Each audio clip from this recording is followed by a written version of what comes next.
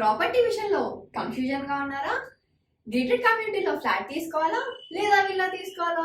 మన పిల్లల భవిష్యత్ కోసం ఓపెన్ ఫ్లాట్ తీసుకోవాలా? మన హైదరాబాద్ లో ఏ లొకేషన్ లో కొంటే మంచి అప్రిసియేషన్ వస్తుంది?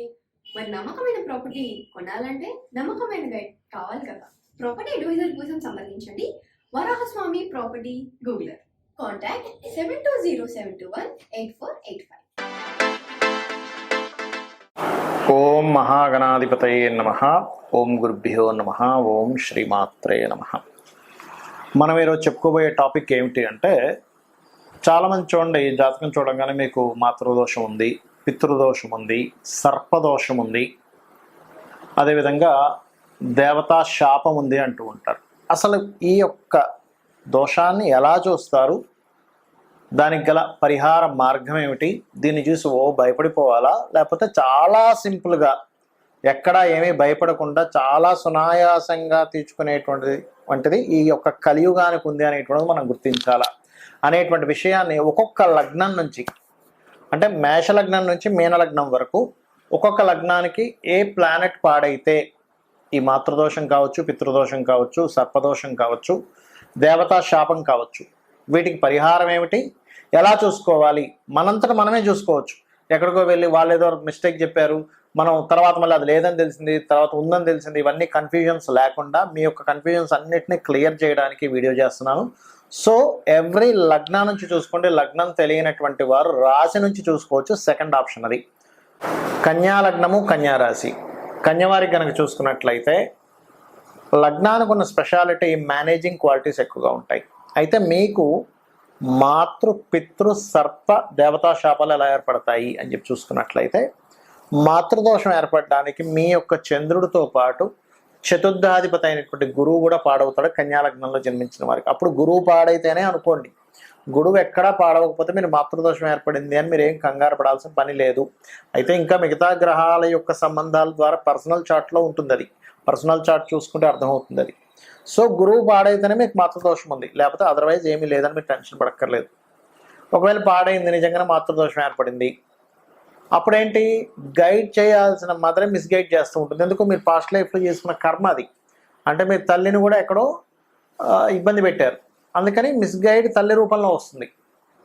అంటే నేను చాలామంది జాతకాలు చూస్తున్నప్పుడు ఏంటంటే, ఏమండి ఇట్లా మా మదరు మా అందరికీ నలుగురు కొడుకులో కూతుర్లో ఉంటారు, వాళ్ళకి ఉన్నప్పుడు ముగ్గురికి మాత్రం ఒక రకంగా చూసింది, నన్ను మాత్రం ఒక రకంగా చూసింది, అది ఎందుకు అర్థం కాదు నాకు అంటూ ఉంటారు. ఎందుకు అర్థం కాదంటే తల్లికి ఏం అలాంటి బుద్ధి ఉండడం కాదు, మీ కర్మ ఆ రూపంలో మీకు రావాల్సినటువంటి విషయాన్ని ఆ రూపంలో అక్కడ ఇస్తూ ఉంటుంది. ఇది బాగా అర్థం చేసుకోండి.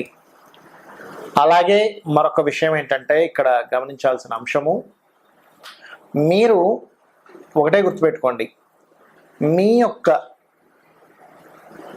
చతుర్థాధిపతి పాడైతేనేమో ఈ రకంగా ఇస్తూ అది స్కూల్స్ కాలేజెస్ చదువు మీద చూపిస్తూ ఉంటుంది, దాని ఎఫెక్ట్ కూడా ఇంకో రకంగా. మరి శుక్రుడు పాడయ్యాడు అనుకోండి, పితృ దోషం ఏర్పడుతుంటుంది. అంటే రవితో పాటు శుక్రుడు కూడా పాడవ్వాలి మీకు. అప్పుడు ఏమవుతుంది, శుక్రుడు పాడైతే కుటుంబ సభ్యులలో తండ్రి నుంచి రావాల్సిన ధనం విషయంలో తండ్రితో మిస్అండర్స్టాండింగ్స్, గొడవలు వస్తూ ఉంటాయి. తండ్రి ఏమో మిగతా వాళ్ళందరికీ డబ్బులు ఇచ్చాడు, నాకు ఇవ్వలేదు, ఏదో బిజినెస్ పెట్టుకుంటా అంటే, ఇట్లాంటి వాటి మీద ఎఫెక్ట్ చూపిస్తూ ఉంటుంది. లేదా దూరంగా ఉండడం, ఆయన ఏదో జల్సాల కోసం తిరగడం, ఇట్లాంటి. ఎందుకంటే శుక్రుడు జల్సాల కారకుడు, ఆ రూపంలో ఇబ్బంది అనేటువంటిది క్రియేట్ చేస్తూ ఉంటుంది. ఇది గుర్తుపెట్టుకోండి. అలాగే మరొక విషయం ఏంటంటే, ఇక్కడ మీరు ఒకటే గుర్తుపెట్టుకోండి, ఈ యొక్క కాంబినేషన్ ఏదైతే ఉందో, ఈ పితృ మాతృ దోషాలతో పాటు దేవతా శాపం అనుకున్నాం. ఈ దేవతా శాపం కూడా శుక్రుడు పాడైతేనే వస్తుంది, గుర్తుపెట్టుకోండి. దేవతా శాపం శుక్రుడు పాడైతేనే వస్తుంది. సర్పదోషం కూడా శుక్రుడు కుజరాశులు పాడైతేనే వస్తుంది, గుర్తుపెట్టుకోండి. అప్పుడు ఏం చేయాలి, ఈ శుక్రగ్రహానికి కేతుగ్రహానికి దీపారాధన చేస్తూ, దేవతా శాపానికి హరనేత్రాగ్ని సందగ్ధ కామ సంజీవన ఔషధి చేసుకుంటూ, రావి చెట్టు చుట్టూ ప్రదక్షిణం చేస్తూ ఉన్నట్లయితే, అయితే ఈ కన్యాలగ్నం వారికి సర్పదోషం ఏర్పడినప్పుడు యాక్సిడెంట్స్ అవుతాయండి. ముఖ్యంగా గుర్తుపెట్టుకోండి. అంటే అన్ఎక్స్పెక్టెడ్ థింగ్స్. యాక్సిడెంట్ అయితే ఏదో బండి వచ్చే ఉద్దేశాలని రూల్ లేదు, గుర్తుపెట్టుకోండి. ఒక్కొక్కసారి ఏమవుతుందంటే అన్ఎక్స్పెక్టెడ్గా మీ యొక్క లైఫ్లో వేరే రకమైనటువంటి మార్పులను అది ఇస్తూ ఉంటుంది. ఇది బాగా అర్థం చేసుకోండి. అలాగే ఇక్కడ మరొక విషయం ఏంటంటే, దీంతో పాటు మీ జన్మజాతకంలో పర్టికులర్గా ఏదైతే ఈ యొక్క కాంబినేషన్ ఇస్తూ ఉందో, దీనికి పర్టికులర్గా ఒకటి గుర్తుపెట్టుకోవాల్సిన అంశం ఏమిటి అంటే, ఈ కాంబినేషను మీ రిజల్ట్స్ ఎప్పుడు కూడా దశ బట్టి ఆధారపడి ఉంటుంది. అంటే మీకు శుక్ర మహాదశ నడుస్తుంది, శుక్రుడు పాడింది, అప్పుడు మాత్రమే పితృదోషం వస్తుంది. గురువు పాడయ్యాడు, గురు మహాదశ వస్తుంది, అప్పుడు మాత్రమే మాతృదోషం ఏర్పడుతుంది. కానీ జీవితాంతం మొత్తం రాదు అది. ఆ మహాదశ వస్తుందో లేదో కూడా మీరు చెక్ చేసుకోవాలి. చాలామందికి వాళ్ళ జన్మజాతకం తెలియదు, కానీ సిమ్టమ్స్, వాళ్ళ లైఫ్లో కొన్ని సిమ్టమ్స్ని బట్టి నాకు ఈ మాతృదోషం ఉంది, పితృదోషం ఉంది అని కనిపెట్టచ్చు. అది ఎలాగా అంటే, ఉదాహరణకి మీకు మాతృదోషం ఉంది అని మీరు ఐడెంటిఫై చేయాలి, కానీ జాతకం లేదు, చిన్నప్పుడు రాయలేదు, రాసినా ఎక్కడో మిస్ అయింది. అప్పుడు తెలిసేది ఎలాగా అంటే, ఒకటి, మాతృదోషం ఉన్నటువంటి వారికి మెంటల్లీ బాగా ఇబ్బంది పడుతూ ఉంటారు వాళ్ళు. అంటే ప్రతి చిన్న విషయానికి ఇబ్బంది పడిపోతూ ఉంటారు ప్రతిసారి. ఎందుకు? చంద్రమా మనసో జాతః అనేటువంటిది ఉంది మనకి శాస్త్రం, మన వేదాల్లో ఉంది. అంటే చంద్రుడు మనసుని రూల్ చేస్తుంటాడు, మనసుకి కారకుడు చంద్రుడు. వాళ్ళ జన్మజాతకంలో చంద్రుడు కనుక పాడయ్యాడంటే వాళ్ళ మానసిక స్థితి సరిగ్గా బాగోదు. మీ మానసిక స్థితి సరిగ్గా లేదు, లేదా మీ తల్లిగారు బాగా ఇబ్బంది పడుతున్నారు, తల్లిగారితో మీకు రిలేషన్స్ పాడయ్యాయి, తల్లి తరపు బంధువులతో కూడా మీకు అస్సలు బాగాలేదు, మీరు ఎంత తల్లిగారికి చేస్తున్నా తల్లిగారితో మీకు వ్యతిరేకత వస్తుంది, మిగతా పిల్లలందరితో బాగుంటున్నారు, తల్లిగారితో మీకు వ్యతిరేకత వస్తుంది. అంటే దీని అర్థం ఏమిటంటే, మీరు పాస్ట్ లైఫ్లో తల్లిగారికి సంబంధించినటువంటిది ఏదో దోషం చేశారు. అంటే తల్లి చక్కగా చూసుకుంటున్నా, తల్లిని ఏదో ఇవాళ రేపు మనం వీడియోలో చూస్తూ ఉంటాం, తల్లిని కొట్టినటువంటి కొడుకు వీడింత దుర్మార్గుడా అని చెప్పి యూట్యూబ్లో వస్తూ ఉంటుంది. అంటే ఏమిటి? వాడికి తెలియకుండా అజ్ఞానంలో పనిచేశాడు పాస్ట్ లైఫ్లో. నెక్స్ట్ జన్మలో సొంత తల్లితో వ్యతిరేకత ఎదుర్కొంటూ ఉంటాడు. దాన్ని మాతృదోషము అంటారు. అలాంటప్పుడు ఏం చేయాలి? ఈ జన్మలో కూడా దాని ఎఫెక్ట్ వస్తూ ఉంటుంది. అలాంటప్పుడు నేను పాస్ట్ లైఫ్లో చేసుకున్న కర్మ ఇది అని అర్థం చేసుకొని తల్లికి నమస్కారం చేసుకోవడం ముందుగా నేర్చుకోండి. మరి పితృదోషం అయితే, ఈ తల్లికి సంబంధించిన దోషం మాతృదోషం ఉన్నప్పుడు అన్నదానాలు ఎక్కువగా చేయండి, నదీ స్నానాలు ఎక్కువగా చేయండి. అదేవిధంగా ఎండాకాలం వచ్చినప్పుడు మనకి చలివేంద్రాలు పెడుతూ ఉంటారు, అటువంటివి ఎక్కువగా చేయండి. గోవుల్ని చక్కగా మీరు స్నానం చేయించండి, గోవులకి నీళ్లు పెట్టండి, పక్షులకి నీళ్లు పెట్టండి. ఇవన్నీ కూడా మాతృదోషాన్ని తొలగిస్తుంది. ఇంట్లో 1 డ్రాప్ కూడా వాటర్ వేస్ట్ అవ్వనివ్వకండి. వాటర్ ఎంత సేవ్ చేస్తే మాతృదోషం, ఎందుకంటే ప్రకృతితో సంబంధం ఉంటుంది. మన దోషాలు, మన యోగాలన్నీ కూడా నేచర్తో సంబంధం కలిగి ఉంటుంది, గుర్తుపెట్టుకోండి. మరి పితృదోషం వస్తే ఎటువంటి సిమ్టమ్స్ ఉంటాయి? తండ్రి గారు బాధ్యత లేకుండా ఉండేటువంటి ఒక తండ్రి, లేదా తండ్రి చిన్న వయసులోనే చనిపోవడం, ముఖ్యంగా సింహరాశి పాడవుతుంది వాళ్ళకంటే సింహరాశిలో పాపగ్రహాలు ఉంటాయి. ఆ పితృదోషం ఎప్పుడు పోతుందంటే, వారికి స్త్రీ సంతానం కలిగితే పితృదోషం పోతుందండి. ఇదొక అద్భుతమైన ఇది. స్త్రీ సంతానం కలిగింది, వీళ్ళు ఎప్పుడైతే కన్యాదానం చేసేటువంటి యోగ్యత పొందుతారో, ఎందుకంటే కన్యాదానం వల్ల పితృదోషం పోతుంది. మరి సరే, స్త్రీ సంతానం కలగలేదు, పురుష సంతానమే కలిగింది, కానీ తండ్రితో ఎటువంటిది మీరు అనుభవించలేదు. అంటే చిన్నప్పటి నుంచి కూడా తండ్రి బాధ్యత లేకుండా తిరిగారు, మీరే ఇల్లు చూసుకోవాల్సి వచ్చింది, లేదా తండ్రి ఎర్లీగా డెత్ అవుతారు కొంతమందికి, దురదృష్టవశాత్తు. పాపం చాలా ఘోరమైనటువంటి విషయం. అలాగే మరొక విషయం ఏంటంటే, తండ్రితో విభేదాలు ఉంటాయి కొంతమందికి. అది సర్వసాధారణంగా మీనలగ్నంలో జన్మించేటువంటి వారికి ఎక్కువగా ఉంటుంది, లేదా రవి పాడైనా కూడా ఉంటుంది.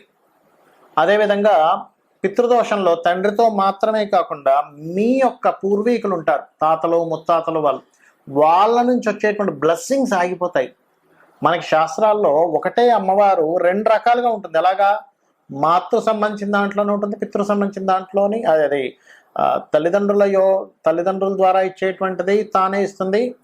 దేవతా సంబంధించిన అనుగ్రహము మరియు పితృదేవతా సంబంధించిన అనుగ్రహాన్ని ఇచ్చేటువంటిది కూడా అమ్మవారే అని చెప్పబడింది శాస్త్రంలో. కాబట్టి ఏమిటి? మీకు పితృదేవతా సంబంధంగా వచ్చేటువంటి అనుగ్రహం ఏదైతే ఉందో ఆగిపోయింది ఇక్కడ మీకు. అప్పుడు ఏం చేయాలి?